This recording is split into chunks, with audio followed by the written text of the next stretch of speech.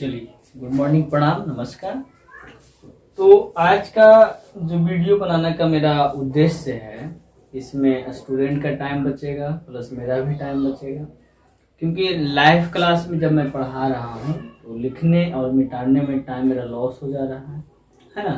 तो उस टाइम को बचाने के लिए मैं यहाँ पर एक वीडियो अपलोड कर दे रहा हूँ ना क्या ना। इसके द्वारा आपको होगा क्या कि आप यहाँ से एक बार वीडियो देख लेंगे। हालांकि ये वीडियो लॉन्ग नहीं होगी, आपके लाइव क्लास से रिलेटिव ही होगी। जैसे मान के चलें कि आपका 15 मिनट का वीडियो रहेगा और 15 मिनट का लाइव क्लास रहेगा। इससे आपका वो जीबी जो बोलते हैं आप, इंटरनेट का खपत भी ज़्यादा नहीं होगा, प्लस हमारा क्लास भी आगे की ओर बढ़ता रहेगा। ठीक है, तो ज़्यादा टॉपिकली नहीं, ज़्यादा मैं बताना चाहूँगा, मैं ही बोलना चाहता हूँ कि जो वीडियो रहेगी इस वीडियो से रिलेटिव ही मेरा लाइव क्लास में आपको प्रश्न पूछे जाएंगे। ठीक है, तो पहले इस वीडियो को, जो वीडियो अपलोडेड हो जाएंगे उन्हें देख लेना है और लाइव क्लास में आकर के उनका जवाब देना हो। ठीक है, चलें तो आते हैं आज का क्लास जो मेरा है उसमें सबसे पहले हम आपको बताना चाहेंगे कि किस तरीके से आप किसी भी एग्जाम में या किसी भी इंग्लिश का जो पैटर्न होता है टेंस का, तो उसको आप कैसे बना सकते हैं। ठीक है, तो आइए, सबसे फर्स्ट चीज जो आपको देखना होगा वो आपको क्या देखनी है। फर्स्ट चीज जो आपको देखना है, एक मिनट,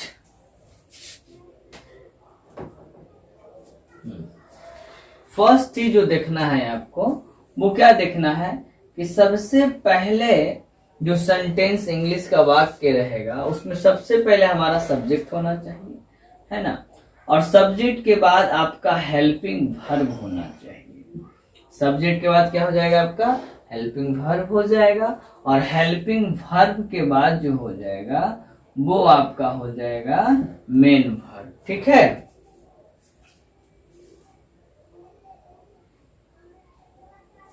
चलिए, सब्जेक्ट के बाद क्या हो जाएगा, हेल्पिंग वर्ब हो जाएगा। हेल्पिंग वर्ब के बाद क्या हो जाएगा, आपका मेन वर्ब हो जाएगा, और मेन वर्ब के बाद जो हो जाएगा वो आपका हो जाएगा ऑब्जेक्ट, और ऑब्जेक्ट के बाद क्या हो जाएगा आपका अदर वर्ड। अदर वर्ड का मतलब होता है जो कुछ भी आपने इंग्लिश में बनाया हो, जो बच गया वो आपका हो जाएगा अदर वर्ड। ठीक है, ये जो सेंटेंस होता है इसे हम अफर्मेटिव में रखते हैं, है ना। अफर्मेटिव का मतलब क्या होता है, जैसे मान के चलें कि मैं बोलता हूं राम पढ़ता है। ठीक है, तो जब इस वाक्य को आप इस तरीके से बोलते हैं कि राम पढ़ता है, तो ये आपका अफर्मेटिव में हो जाएगा। ठीक है, अब ये हमारा हिंदी हो गया, और इसी को इंग्लिश में अगर ट्रांसलेट करना हो तो इस पैटर्न पर हम बनाएंगे। ठीक है, अब आगे का सेकंड जो मेरा हो जाएगा, अगर वाक्य हमारा निगेटिव में हो जाए। ठीक है, अगर वाक्य किस में हो जाए, निगेटिव में।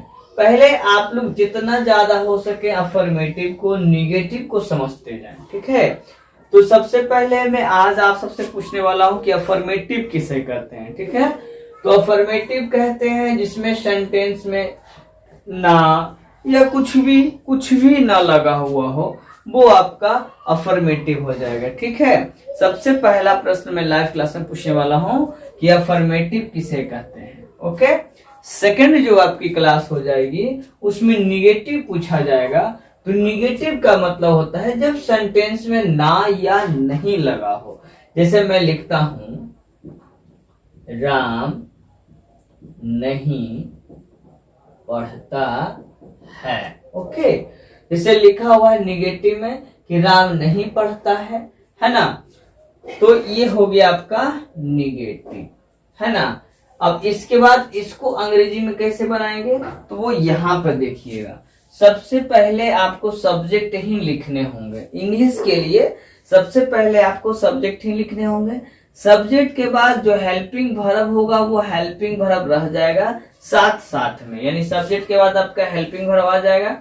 अब हेल्पिंग वर्ब प्लस, अब यहाँ पे हेल्पिंग वर्ब और मेन वर्ब देखे तो दोनों लगता है भाई की तरह, लेकिन जब नॉट आ जाएगा, है कि नहीं, नॉट माने पैसा आ जाएगा तो दोनों टूट जाएगा।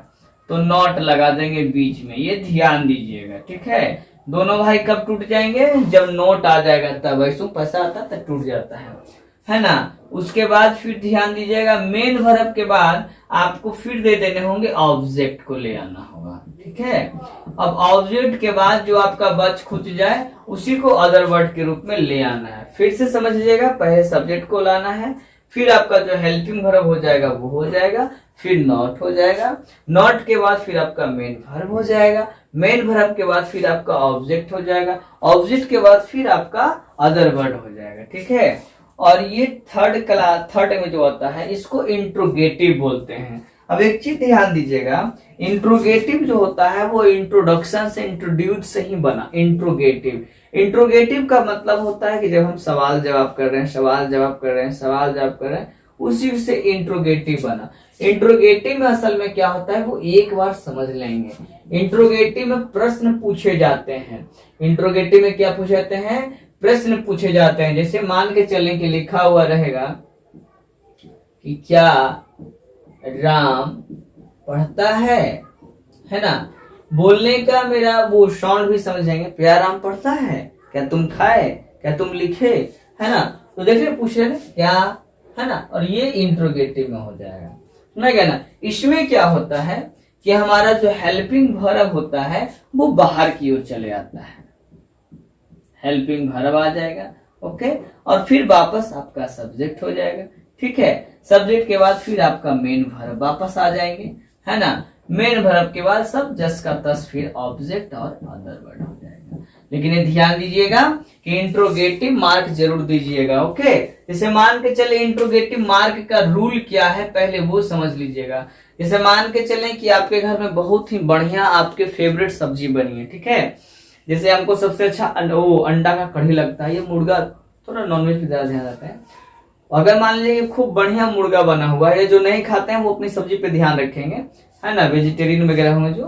तो अगर मान लीजिए कि आपका सबसे फेवरेट, मान लीजिए कि फूल गोभी की सब्जी बनी है, आलू मटर बना हुआ है ना, पनीर वगैरह बना हुआ है, और लेकिन उसमें नमक नहीं डाला हुआ यार, ओहो मजा नहीं आएगा, है कि नहीं, सारी सब्जी बेकार हो जाएगी। तो उसी तरीके से अगर आपने पूरा का पूरा डायग्राम सब सेट कर दिया और अगर इंट्रोगेटिव नहीं दिया तो याद रखिएगा एग्जामिनर पूरा का पूरा प्रश्न काट सकता है, ये ध्यान दीजिएगा। चलिए अब ये हो गया, और आगे का ध्यान देना है आपको कि अगर वायदा आपको इंट्रोगेटिव और नेगेटिव एक साथ मिल जाए, ऐसा भी तो हो सकता है ना कि एक बार में इंट्रोगेटिव भी दे देवे और एक बार में निगेटिव भी दे देवे। कैसे, वो यहाँ पे समझ लीजिए। जैसे लिखा हुआ है क्या राम नहीं पढ़ता है कि नहीं, कोई दिक्कत। इंट्रोगेटिव और नेगेटिव में क्या होता है, क्या राम नहीं पढ़ता है, तो ये इंट्रोगेटिव हो गया, क्या नेगेटिव हो गया नहीं, समझे। अब इसको उठा के यहाँ पटक दीजिए, ले आओ। तो सबसे पहले आपका हो जाएगा हेल्पिंग वर्ब, हेल्पिंग वर्ब के बाद आपका सब्जेक्ट हो जाएगा, और सब्जेक्ट के बाद फिर से याद रखिएगा नोट आ गया, तो नोट आ गया तो टूट जाएगा भाई, वह और दूर हो जाएगा। तो पहले नोट लगा देंगे, फिर आपका मेन वर्ब हो जाएगा, और फिर आपका ऑब्जेक्ट, और फिर आपका अदर वर्ड हो जाएगा। ध्यान रखेंगे कि इसने भी इंट्रोगेटिव पूछा है, प्रश्न पूछा है, इसलिए यहाँ पर भी नमक जरूर डालेंगे, अगर नहीं डालिएगा तो सब्जी खराब हो जाएगी, ठीक है। अब आगे पांचवा,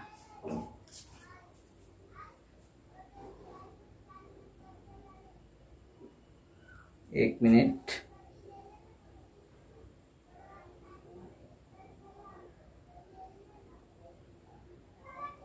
चलिए अब यहां पे देखना है और WH वर्ड। WH वर्ड का मतलब क्या होता है, इसमें प्रश्न अंदर से पूछा जाता है। WH वर्ड में प्रश्न अंदर से पूछे जाते हैं, कैसे, जैसे लिखते हैं राम क्या पढ़ता है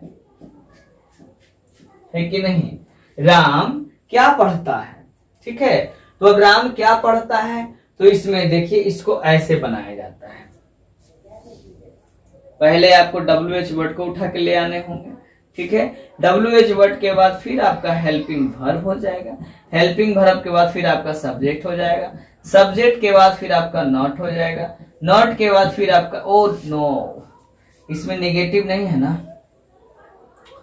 सब्जेक्ट के बाद फिर आपका मेन वर्ब हो जाएगा, मेन वर्ब के बाद फिर आपका ऑब्जेक्ट हो जाएगा, ऑब्जेक्ट के बाद फिर आपका अदर वर्ड हो जाएगा, और अदर वर्ड के बाद फिर आपका निमक हो जाएगा। ठीक है, और छठा पे ध्यान देंगे तो छठा कुछ इस तरीके से हो जाएगा, WH वर्ड और प्लस निगेटिव। ठीक है, अब इसको ध्यान देंगे कैसे, देखो जैसे मान लीजिए लिखा हुआ है राम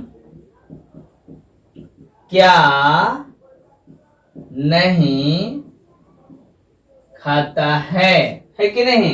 अब इसको उठा के पढ़ देंगे कैसे बनेगा, तो पहले हो जाएगा WH word plus helping verb plus subject plus फिर वापस नोट आ गया है तो भाई भाग दूर कर देगा नोटवा, है कि नहीं, main verb plus object plus other word plus interrogative. चलिए ये रहा आपका डायग्राम बनाने का कि किस तरीके से आप किसी भी पैटर्न को बनाएंगे।